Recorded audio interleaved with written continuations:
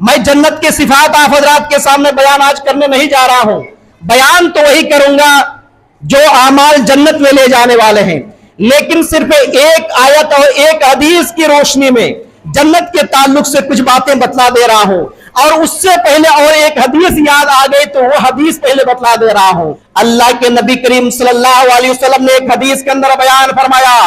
زمین اور آسمان اور اس کے بیچ میں جتنی بھی دولت ہے، چاہے وہ روپیہ پیسہ کی شکل اس میں ہو، چاہے وہ زیورات وغیرہ کے شکل میں ہو، چاہے وہ قیمتی پتھر کے شکل و صورت میں ہو، یعنی جتنے بھی قسم کی دولت ہیں، ان تمام دولت کو لے کر کے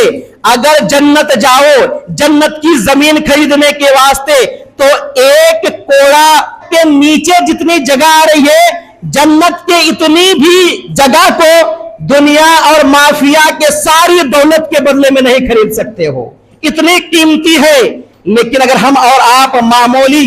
اعمال کریں گے تو اللہ رب العالمین ایسی جنت دے گا جس کے بارے میں ہم اور آپ تصور نہیں کر سکتے ہیں۔ سورۃ آل عمران سورہ نمبر 3 آیت نمبر 133 میں اللہ سبحانہ و تعالی ارشاد فرماتا ہے،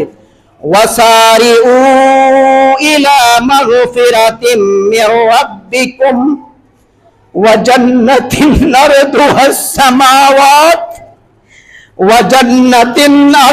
السَّمَاوَاتُ وَالْأَرْضُ اُعِدَّتْ لِلْمُتَّقِينَ۔ اے لوگوں، اپنے اس رب کی مغفرت اور اس کی بخشش کی طرف اور اس جنت کی طرف دوڑو جس جنت کی چوڑائی آسمان اور زمین کے برابر ہے۔ تم دنیا کے معمولی چیز کی خاطر محنت اور مشقت کرتے ہو، دوڑ دھوپ کرتے ہو، بڑی بڑی تکلیفیں اٹھاتے ہو، لیکن اس جنت کی کچھ بھی فکر نہیں جس جنت میں جانے کے خواہش مند تو ہو، دن رات جس جنت میں جانے کے خواب اور سپنے دیکھتے ہو، اور وہ جنت کتنی بڑی ہے، آسمان اور زمین کی چوڑائی کے برابر جنت کی چوڑائی ہے۔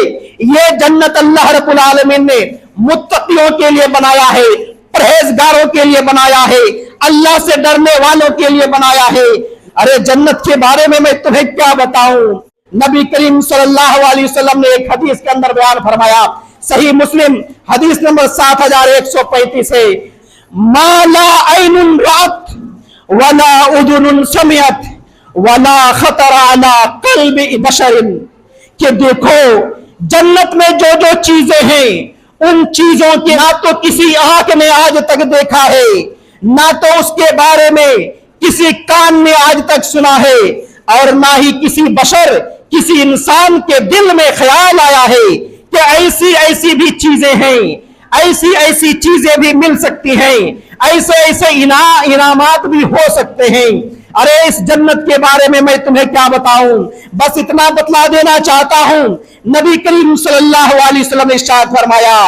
جنت میں جو محلات ہوں گے، جو گھر ہوں گے، جو بلڈنگ سے ہوں گے، وہاں یہ مٹی کے اینٹ نہیں بلکہ سونے اور چاندی کے اینٹ سے دیوار بنائے جائیں گے، وہاں گارا سیمنٹ اور بالو اور ریتی کا نہیں ہوگا، مشک عنبر جو عرب کا مشہور و معروف خوشبو ہے، بہت ہی قیمتی عطر ہے، اس کا گارا بنایا جائے گا، اور اس میں بہت سارے باغات ہوں گے، اس کے نیچے آپ دیکھیں گے نہریں جاری ہیں، پانی کا الگ ہوگا، دودھ کا الگ ہوگا، شہد کا الگ ہوگا۔ میرے بھائیوں اور بہنوں، کیا ایسی جنت حاصل کرنا نہیں چاہتے ہو؟ کیا اس چند روزہ دنیا کے واسطے اتنی فکر کر رہے ہو، اتنی دوڑ دھوپ کر رہے ہو، اتنی محنت اور مشقت کر رہے ہو، اور پھر اس جنت کی تمہیں فکر نہیں ہے، اس جنت کی تمہیں طلب نہیں ہے، اس جنت کی تیاری میں تم اپنے آپ کو نہیں لگا رہے ہو؟